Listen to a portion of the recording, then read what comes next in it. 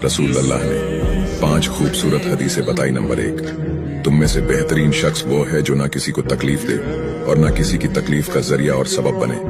Number 2, जो शख्स दिन में 10 मरतबा सूरतुल इखलास पढ़ेगा, यानी कुल हु वल्लाहु अहद, ये पूरी सूरत पढ़ेगा, अल्लाह ताला जन्नत में उसके लिए महल बना देंगे। नंबर 3, जो शख्स हर फर्ज नमाज के बाद 1 मरतबा आयतुल कुर्सी पढ़ने का मामूल बनाएगा, तो उसके और जन्नत के दरमियान सिर्फ मौत का फासला होगा, यानी वो शख्स मरते ही सीधा जन्नत में जाएगा।